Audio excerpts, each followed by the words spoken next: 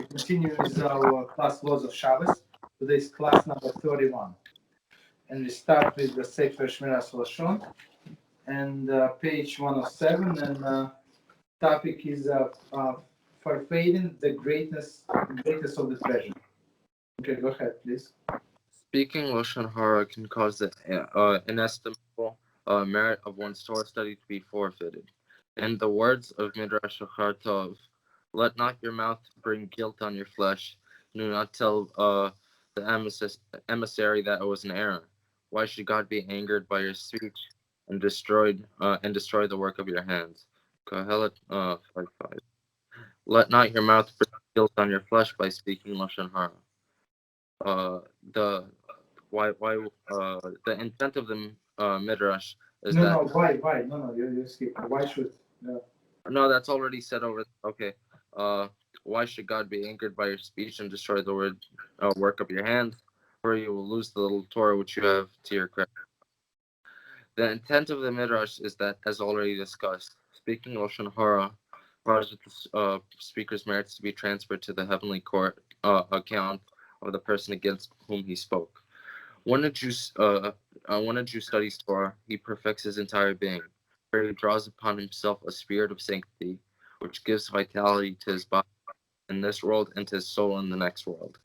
Thus do the sages teach in Reuven 54a.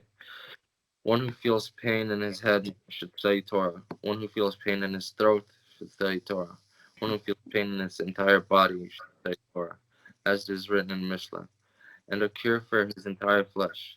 And all this can be lost through speaking Lashon Hara. That's very scary. Mm-hmm.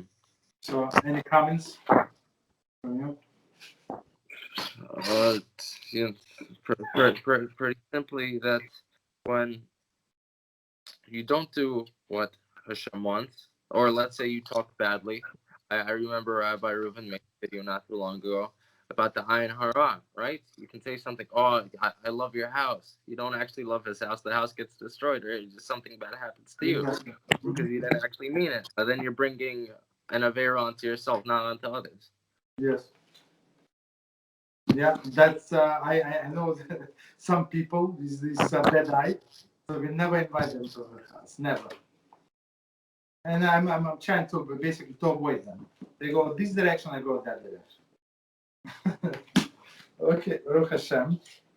So we continue with our laws of Shabbos, and the topic was caring on Shabbos.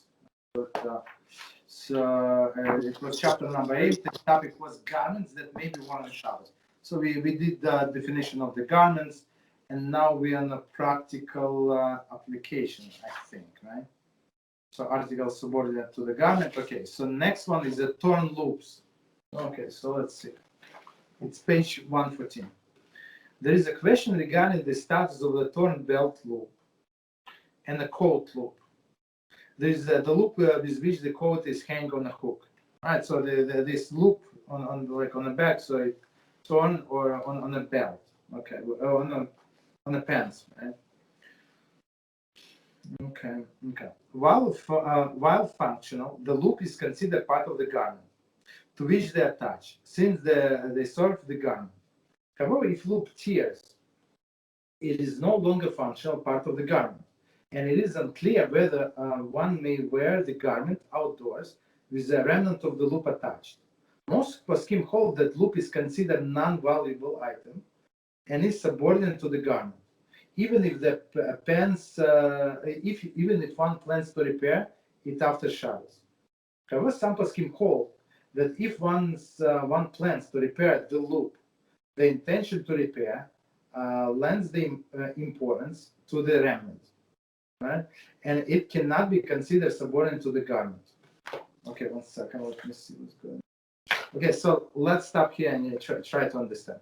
So we have this loop, right, on the pants where you loop in the belt or on the coat, right? So it got torn, let's say from one side. That's the most common, right? So what do you say? Many poskim say it is subordinate. I mean, it's just piece of garment. It's not a big deal. I can wear my pants without one loop.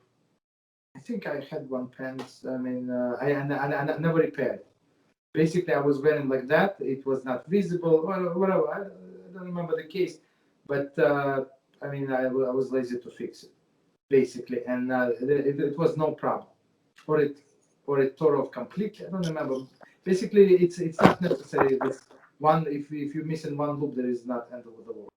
Okay, so but according to other poskim, so they say if you're planning to repair, it means important. So now it is broken, and you wanted to repair. So it cannot consider as it's not important if you want to repair, right? So that's it's not subordinate to the garment. Okay, any questions? Yeah. So, for example, a lot of times it tells us, for example, follow the stringent poskim, so on and so forth, right?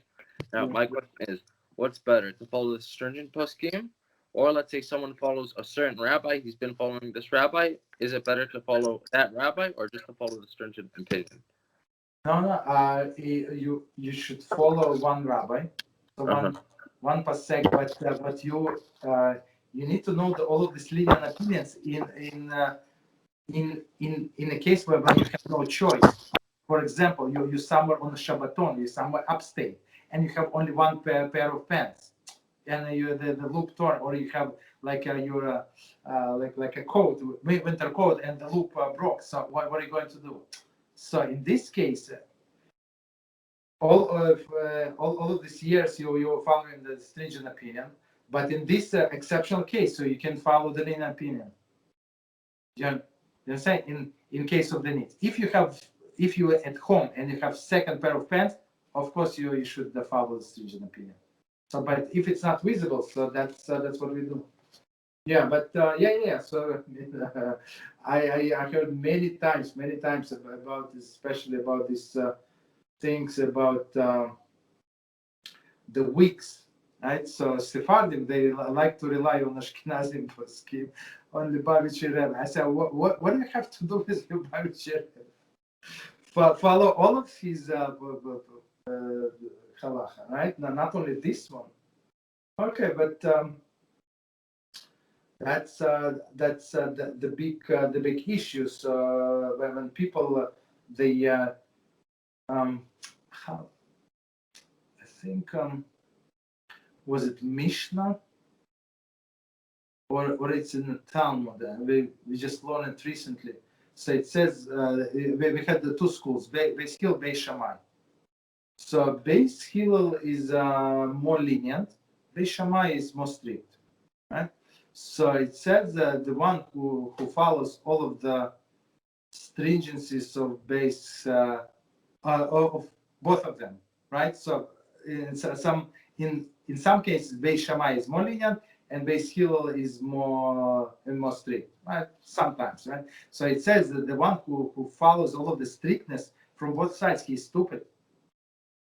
You understand? And all of the leniencies from two sides also not good. So you have to but halacha. I mean, I answered your question. So halacha is by Beis Hillel most of the, not always, but most of the time. That's why you need Rambam. That's why you need Shulchan Aruch to sum it up and say Mishnah Brura. Of course, without Mishnah Brura, Shulchan Aruch is closed book. Just so you know, without Mishnah Brura,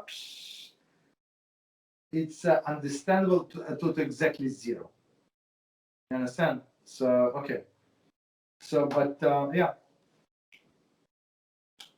So like for Ashkenazim is Mishnah Brura. So whatever he says is good. That's what we do. But many things he does not discuss. Many things. So or it's not clear what he said. Even Shulchan Aruch, sometimes Shulchan Aruch gives this opinion. Some say this and some say that, and he does not say what to do. Or Rema is what we follow. Ashkenazim follow Rema. So he's also like not very often, but sometimes. Like it's not clear. So basically, when it's not clear, you go to Rabbi, and he delves deeper, so he knows deeper who said what. You understand? So based on an additional fact, he said, yeah, Rama would say in your specific case, Rama would pass him like that. Yeah, understand. But I mean, when you learn Mishnah Berurah, like Shulchan Aruch, many times it's so black and white. It's so clear what to do. It's not even funny. Understand? So people people have questions because they do not learn, or they look for leniencies. Okay, but also, as we just said, looking only for leniency is also not good. So you have to be like uh, pick your own way.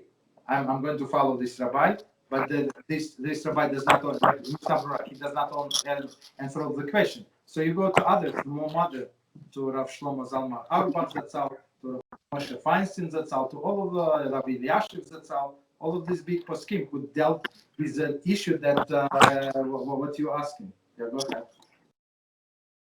Are there any sources, let's say in the Gemara, where it talks badly, not in a good light, about people who don't want to go above and beyond the law? Not people that don't because they, don't have the ability, but people who don't want to, because they don't actually, let's say, care about HaShem to the same point where they don't want to do His will completely. Exactly.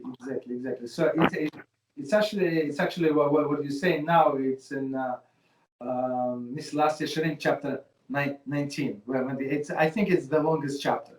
It talks about Hasidus. So Hasidus is not the guy who eats Sholem. Hasid, as you said, it's who has this love, fear. Of course, fear comes first, and love of Hashem. So last part, he breaks in a few components. So last part is love of Hashem, zealousness. I want to make He's my father. I want to make him happy. I want to do extra. Minimum halacha is not enough for me. I want to do extra for my father. Of course, he does minimum. That's obligatory. And then he goes beyond. You're right. But to say, I mean, it says clearly the one, if you love your father, you're going to do extra. You're right. But to say that he's going to be punished, that if he's not going to be do extra, I would not say so. Okay, continue. Okay. However, so we're talking about this turn loop. Okay. So first opinion, he said negligible value, forget it, you can go. Second opinion said no, you're planning to fix it, right? What do you mean? If you're planning to fix it, so you care because it is broken, right? Ripped. However, even according to this scheme, if one does not intend to repair the loop, it does not retain any importance, and that becomes subordinate to the garment. If possible, one should follow the stringent view, as we said, and not wear the garment on Shabbos unless he makes up his mind that he will not repair the loop.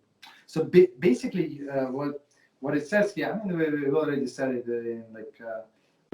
it. So if he does not plan to repair the loop, at least after Shabbos.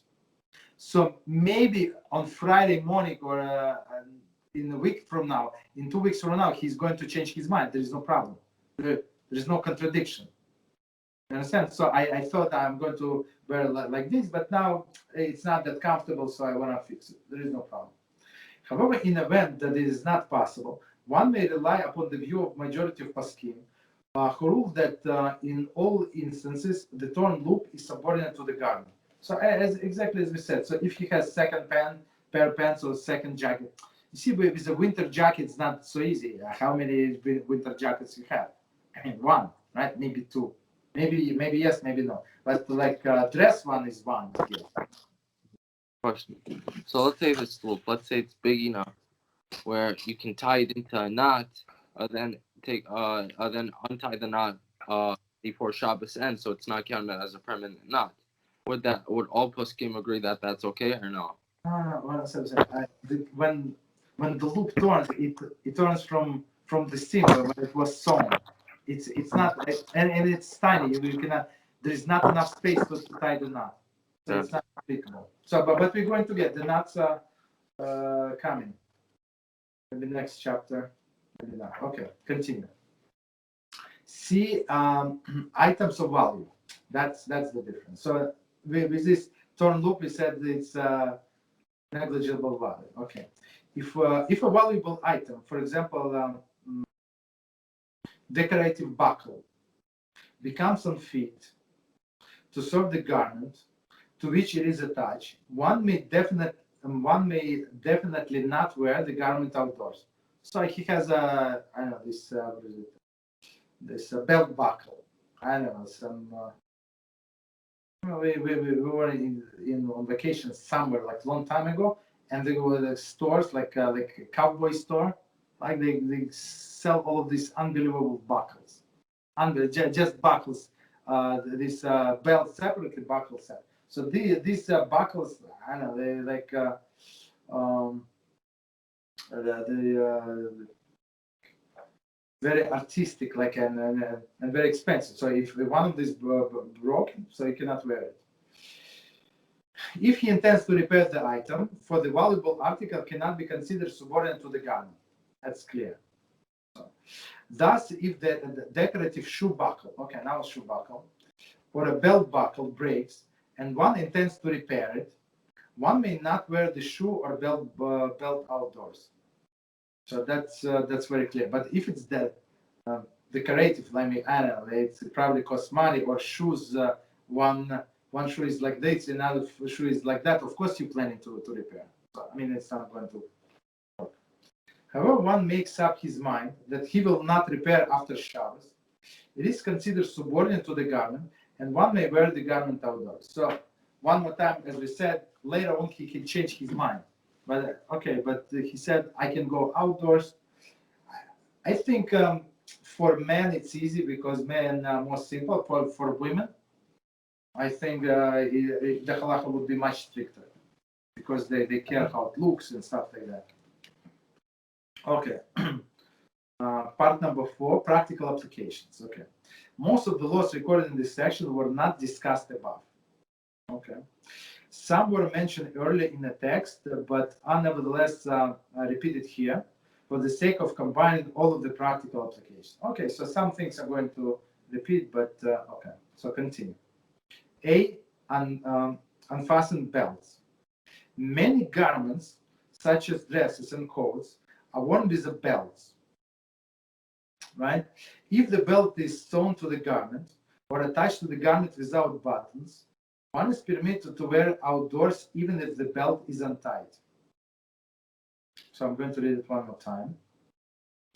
Many garments, they're talking about belt like you have a raincoat and you have a belt, right? So usually like you put it on a double knot or a knot and a bow, so you cannot tie it like behind. You know what I'm talking about? Like a long coats. Okay. Okay, so one more time. Many garments such as dresses and coats are worn with belts. Okay. If belt is sewn into the garment or attached to the garment's buttons, one is permitted to wear outdoors even if the belt is untied. So if it's attached, so I used to have this coat and the belt was not attached. So even though it was a little annoying because I would tie the belt even if I don't want to button my coat, but I would tie the belt anyway because it was not attached to the coat itself. Okay, but if it is sewn in or attached with the buttons, so I mean you don't have to tie it. However, if the belt is not sewn on and merely inserted into loops, some poskim rule that one should not wear it unless the belt is tied. You got it? It's clear. So I mean, so if you can take out the belt from your coat, right? Simply, so you must tie it. So you cannot go outside like this. You must tie it. But if it is sewn to the garment, then you cannot simply like take it out. So you can leave it untied. So what people do, they just tie it in the back and that's it. So it's like more fashionable than anything. Okay, continue. Number 2, wearing the belt and suspenders together. Very interesting. Although it is forbidden to wear the belt on top of another, as stated above in page 107, It is nevertheless permitted, according to some poskim, for a person who generally wears the belt with suspenders to wear both of them on Shabbos.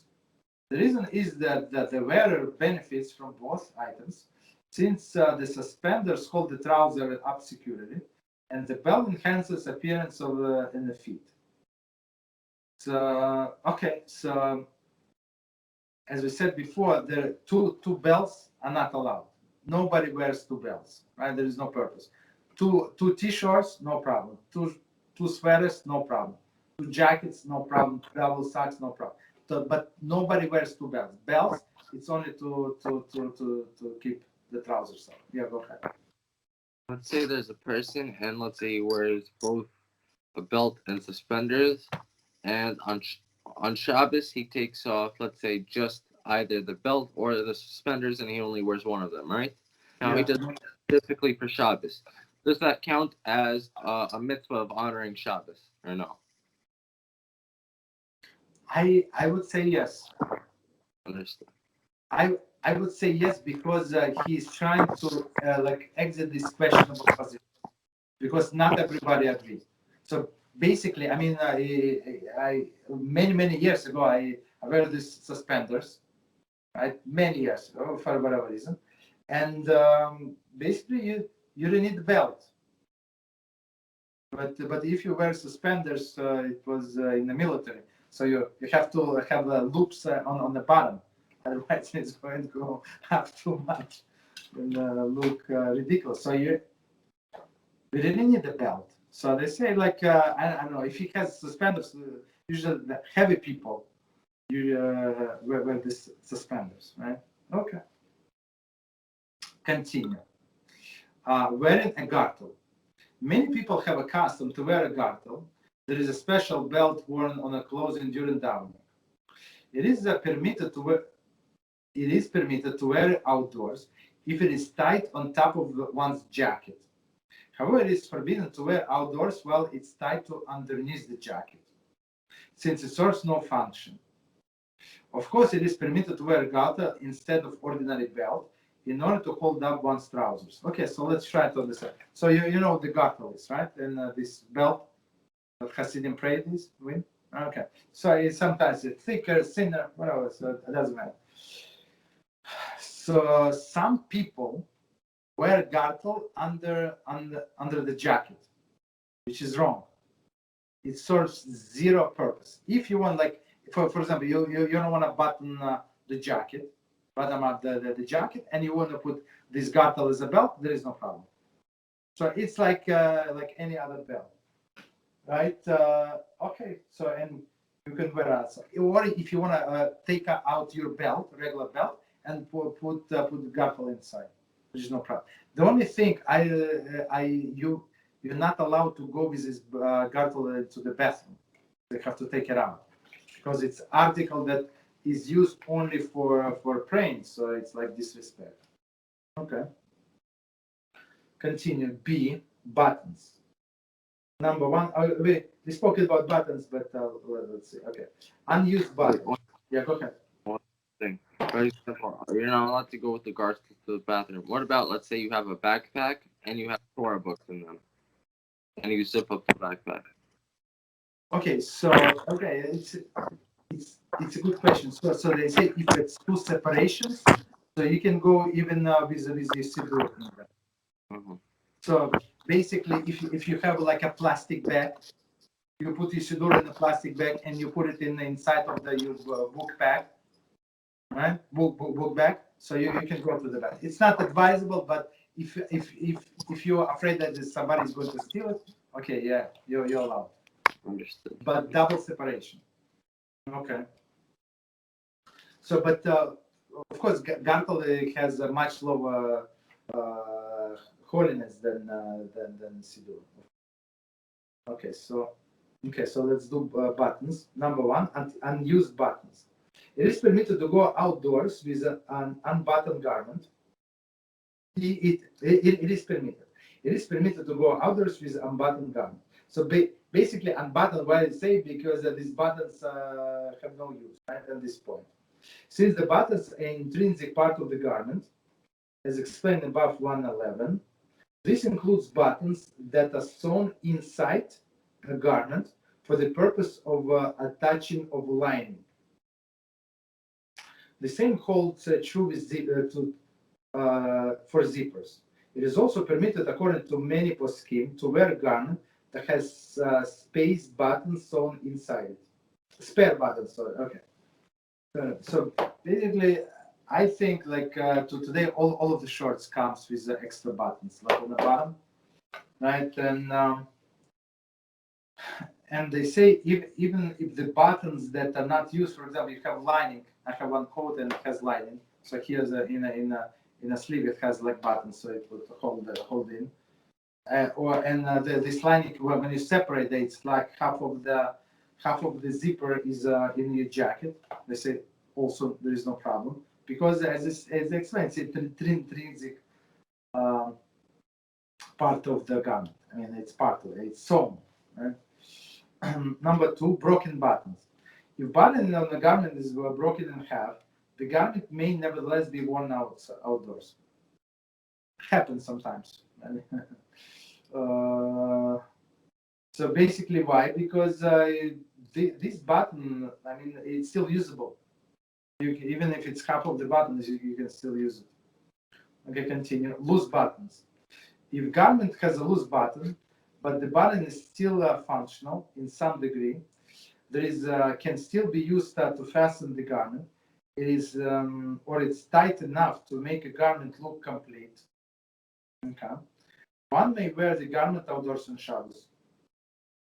Okay, so basically, for example, you have a jacket, right? And in the jacket, you feel you see the button that is going to fall off. So you don't close on this button, but let it stay. Otherwise, if you take off the buttons, we don't.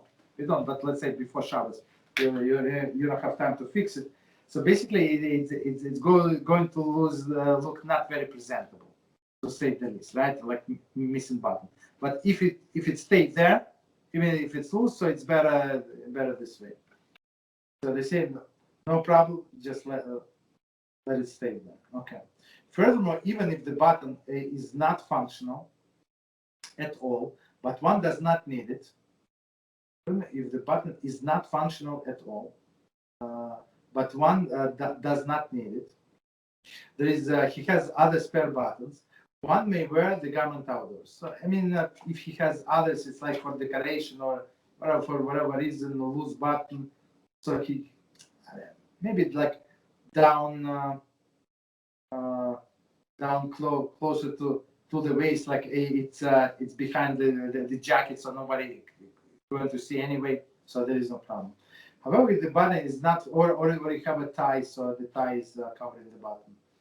However, the button is not functional, and one need to save it in order to retire it. One may not wear the garments outdoors. So, I mean, if it's like so loose that it's going to fall any minute now, right? In this case, you're not allowed to wear the garment. Because why? It's going to fall and you're going to carry. Guess what? Also, it is ordinary permitted to wear garment that has spare buttons attached. In this case, it is not. Meaning that even though you wear the short, there is like two more buttons attached, like on a bottom of the shorts. The Eitz Hara is going to tell you have to pick up this one. Maybe that one is lost. Maybe this, maybe that. So okay, we don't play this game.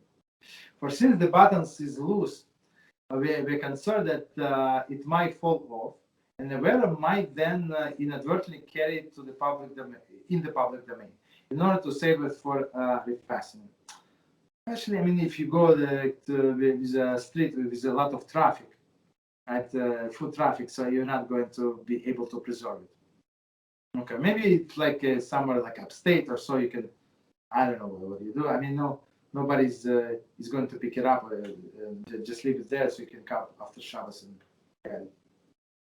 Okay, see footwear. Untied shoelaces. It is permitted to go outside with one's shoelaces untied.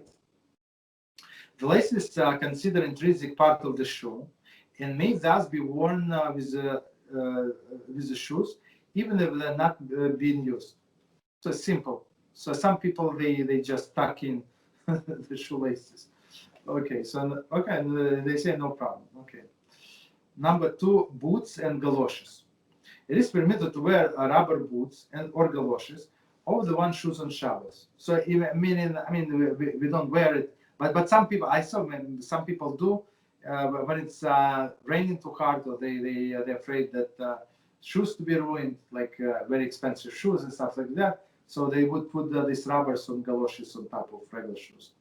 Since the rubbers provide the feet with added warmth and also protect them from the moisture, which may penetrate the shoes, they are considered garments. So basically, in this case, you have two pair of the shoes, one on top of the other. But they say since it provides the warmth and it protects from the rain, no problem. Thus, one is permitted to wear them even in a light rain. Okay. Where his sole intention is protect his shoes from damage due to the moisture. Okay. And one is also permitted to wear them in a dry weather for the purpose of transporting them to a different location. So as we said before, two pair of the shoes, there is no problem. So you want to return to somebody that you borrowed last Shabbos. Yeah, go ahead. So, for example, we know that, let's say, black garments are much more likely to absorb heat, correct? Yes. So let's say, is one allowed to wear a white garment that's completely useless, except for the fact that it's going to reflect the heat instead of absorb it? Completely useless besides. I see. No, let's say the doctor's code, right? Right. Yeah. Technically, you can use it. Mm-hmm. You can wear it.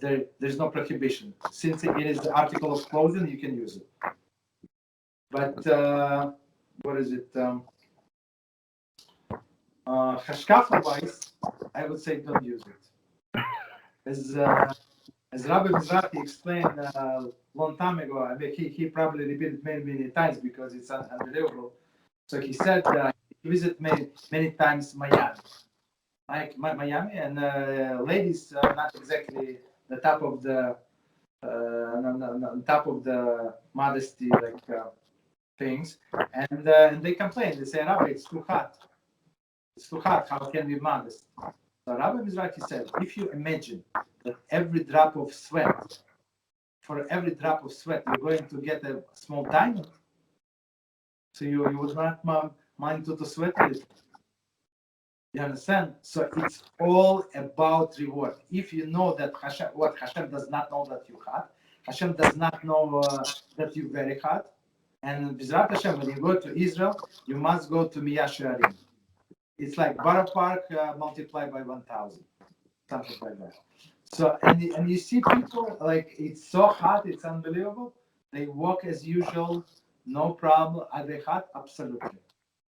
But they see it, and they're going to get reward for every sweat that drips from you as a small diamond.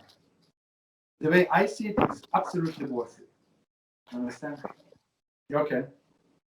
Continue. Children's boots. Okay. Mothers often put plastic bags over the children's feet or shoes to enable them to don their boots more easily. These plastic bags are not considered garments, and thus it is forbidden to have children wear them when going outdoors on Shabbos, except in a closed yard. So another reason why people wear these plastic bags for the feet to stay dry. Right, for example, if you go into like a snow and you know there's so much snow, it's going to on top into your boots. Doesn't matter if you have 8 inches or a 6 inches boots. That does not make any difference. If it's the snow high, it's going to go inside. So in protect your feet, you can wear the bags. So, but in this case, it will be these bags would be for protection. But in number 3, it says that the mother would use it to in order to donate easily. Okay, so 2 different things. Okay, so let's do a little more. Shoe inserts. 1 second, let me see how much. Okay, shoe inserts. It is permitted to wear shoes containing inserts such as insteps, inner soles, or tongue pads. Okay. This applies when whether the purpose of the insert is to improve shoes' fit, or to make more comfortable, or to absorb perspiration. I'm not sure. The way I understand, maybe I'm wrong, but they actually being attached. Like there is like a double-sided tape, like to attach to your shoe sole, like to your shoe in, like what do you call, like insert, right? I think that these extra pieces are attached. So in this case, it would be intrinsic value. But anyway, even if they do not attach, according to this, it is permitted. Okay, no problem. Number 5, slippers.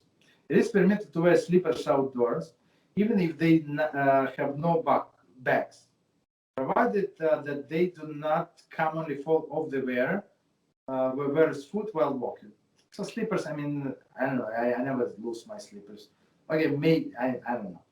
Okay, so basically, it's allowed if you want to go to backyard, this and that. So there is no problem. Okay, continue. D, headgear.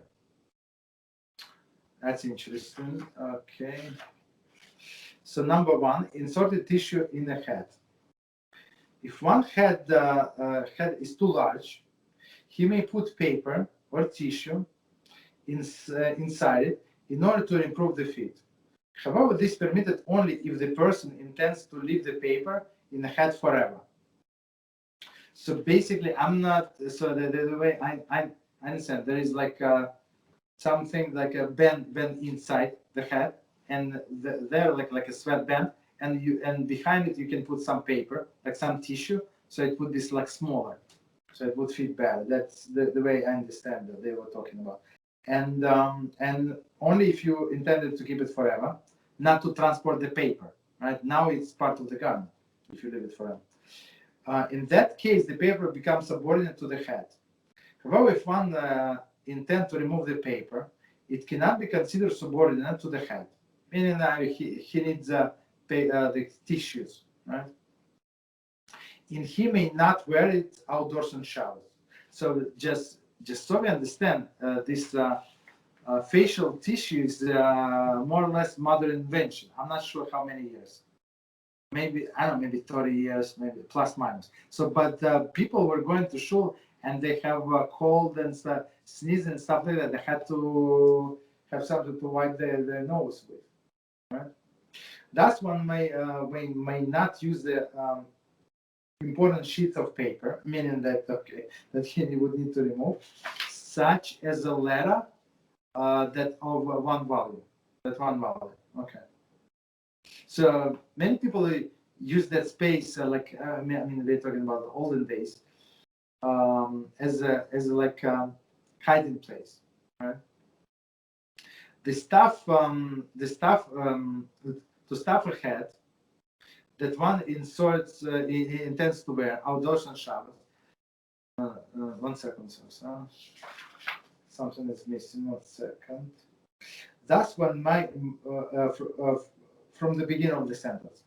Thus, one may not use important letter, sheet of paper, such as a letter that of one volume, to stuff the head that one intends to wear outdoors on Shabbos, since it is likely to remove the paper after Shabbos. So, I mean, some people have, when they come home, they have a special Shabbos hat that they wear around the table. So in that case, there is no problem. You can put any kind of paper. You're not going anywhere. Okay. Number 2, men's rain hat. There is a major dispute among the poskim as to whether it is permitted for a man to wear a plastic rain hat over ordinary hat on Shabbos? Okay, I think we discussed it. Plastic rain hat. Okay. Many poskim rule that the rain hat cannot be considered a garment since it protects only hat, not the wearer. As we said, because this hat's made of leather, it's not going to it's going to hold the rain. There is no problem. For the hat itself, protect the wearer hats from rain. I mean, it's not going to penetrate. It's not. Nevertheless, some poskim rule that the fitted plastic rain hat can be considered subordinate to the hat and may be worn on Shabbos. Hagon Harov Moshe Feinstein Zatzal concurred with the stringent view and prohibited wearing plastic rain hat. But today, what we have this this raincoat, and the hood is to cover the head. Like some time ago, I'm not sure when they started, maybe 10 years ago. Not I mean, maybe more. I don't know. I think it's genius invention. Okay. However, all authorities agree on 2 points. Firstly, it is permitted to wear a rain hat over the straw hat. Straw hat meaning it's going to like it's because of the holes, right? For since the rain can seep through the straw hat, the rain hat protects the wearer head from the moisture. That's I think clear. Question. Okay. Yes. Let's say someone can poke a very small hole in his hat before Shabbos. Very small hole. Is it then allowed to wear a plastic thing because it might go through the... You see, most likely the rain is not going to go to that small hole. Most likely. I mean, the bigger hole, yes. But the small, like, it's not going to go. Understood. Yeah. Okay. So note. However, some authorities rule that even in this case, one should not wear the rain hat in a public domain. Okay. So I mean, meaning that this over the straw, right? Or over the straw hat, he put this plastic hat, right? If there's a reasonable possibility that one may take off when it rain stops. So it's very interesting point. So this rain, this fancy schmancy, this straw hat, right? And it looks very ridiculous with this rain hat, as we understand, piece of plastic, right? So if you have concern that when the rain stops, he's going to remove this plastic. So it's not allowed. Secondly, it is certainly forbidden to wear a plastic bag over the hat, or the head, or he wants to put on a head on Shabbos, since the plastic bag cannot be considered garment at all. Okay, so let's do these 2 small and this stuff. It is permitted for a woman to wear a rain bonnet in public domain. So it's like what was it called? Like kerchief, right? But it's made of plastic, so it's like it's in olden days. Today, I mean, I think maybe somebody wears. Not sure. The rain bonnet is considered garment since it serves to protect her head from the rain and is also covered part of her face. So I'm not sure. Maybe it has some I don't know how. See footnote of previous paragraph. Okay. And the last one, hoods. It is permitted to wear a coat that had hood attached, even if the hood is not being worn. Meaning it's like it's part of the garment. All right, so we can stop here. Okay. Any questions on the topic? One question. So on Shabbos, I saw there's this one rabbi, and a very old rabbi, and he had like, let's say, a stroller on Shabbos so that he doesn't, like, let's say, I don't know, fall. So how is that allowed, and what other things might it be allowed to use, like, let's say, a stroller for, or to push something on Shabbos? Yeah. Mm-hmm. So basically, so this we call it walker, right? So this walker would be allowed if he's using it at home. Same with the cane. Some people go with a cane. So if he cannot walk I don't know, from his bedroom to the bathroom, let's say, right, without cane. So this cane is considered like one of his limbs, and he's allowed to go outside. But if he can go like in a house without it and only outside because shul is I don't know 15-20 minutes walk, and that's what he needs, so he cannot go if it's there is no area. Same with a walker. I know that, let's say, there's an object. Someone can carry it if he has help with someone carry. If he has help, right? Yes. Okay. So my question is, now, so let's say, with one can definitely do the same thing with the stroller, correct? With the walker, right? If somebody, but The so rabbi, meaning what, that two people pushing it this yeah, like let's say there's a rabbi, then he has, I don't know, let's say an assistant, help his son. assist. I would say looks like it would be allowed. So basically, so Milacha is if two people are not needed, if two people like carrying it, so it's not considered. And it's still act of caring, but it's more rabbinical. Understand. You understand? So it's not biblical. It would be rabbinical. So in case of the need, so you have no choice, and it's if it's a heavy object, so it would be biblical. So you cannot like pick up the couch by yourself, right? So you need second guy, so it would be biblical. But if it's a chair and two of you carrying the chair, so it would be rabbinical because you can basically carry it by yourself. So with that explanation, would strollers for babies also be allowed because you might need a stroller inside as well? So it's not. So if he goes with this walker in the house, so and I know some people who do, so he is afraid to fall. So meaning it's his limb and he can go outside. I mean for a little child. Oh, for it, it's exactly the same with a little child. No. I apologize. No. I'll take it back. So with a child.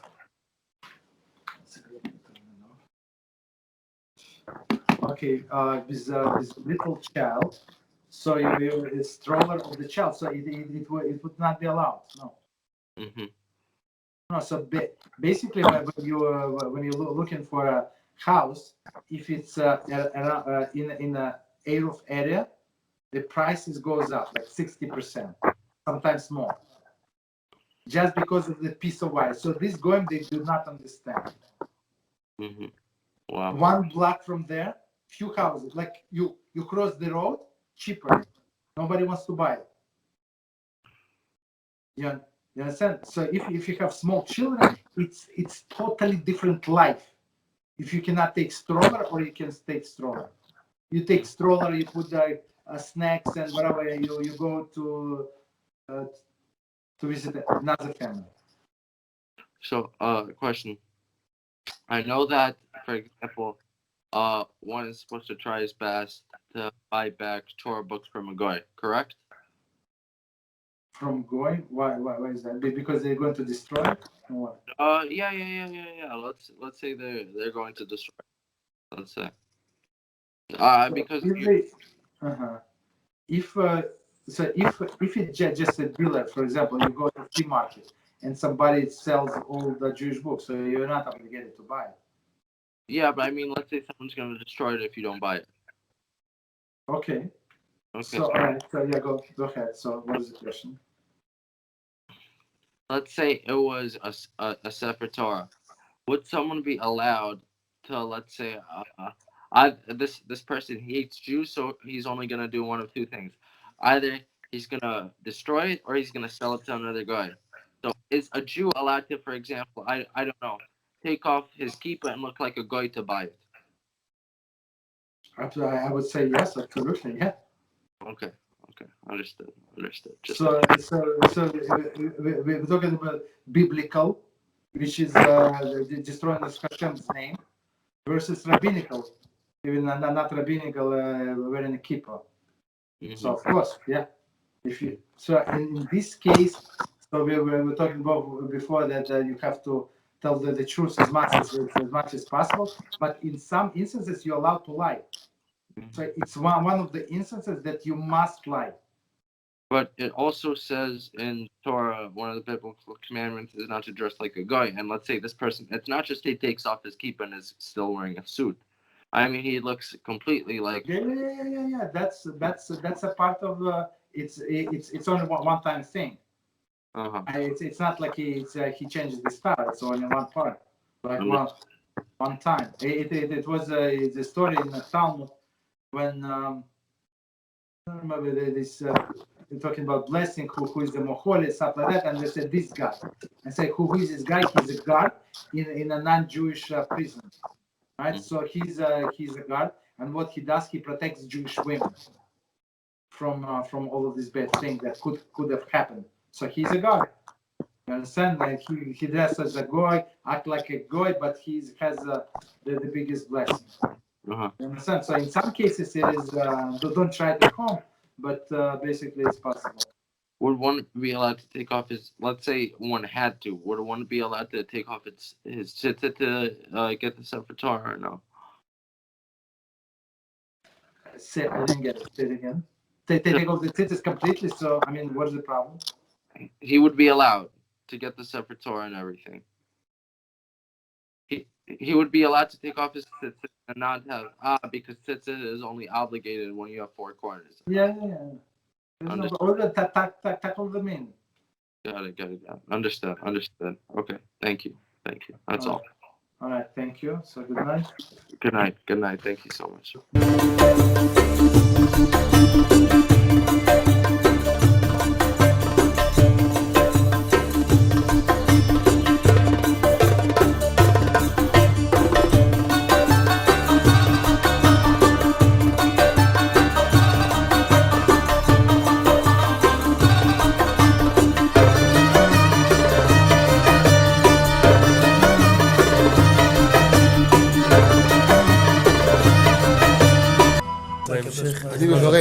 אני מברך את הרבנים, רגע. אני מברך את הרבנים, הרב ירון ראובן, הרב אפרים כחלון, ראשי ארגון בעזרת השם, שהלכו בפי עליון, שעלו מעלה, יהיה להם ברכה והצלחה, הקדוש ברוך הוא ימלא בישועות ליבם לטובה ולברכה, שבכל אשר יפנו ישכילו ויצליחו, יזכרו לעשות כאלה וכאלה, הודיעו תורה לאדירה, אמן ואמן. בעזרת השם רשת בכל הארץ. הוא היהודי הזה, הוא היה מיליונר, סגר את כל הביזנס, אמר אני משקיע פה בעולמה של תורה. איפה הוא גר? בפלורידה. איפה זה פלורידה? באמריקה? במיימי. כן, ליד. אנחנו שם עכשיו הולכים להקים קהילה ספרדית. חזק אותו בשמי. קהילה ספרדית גדולה. תעבירו מה שבירכתי אותו. כן, קהילה ספרדית גדולה. כן.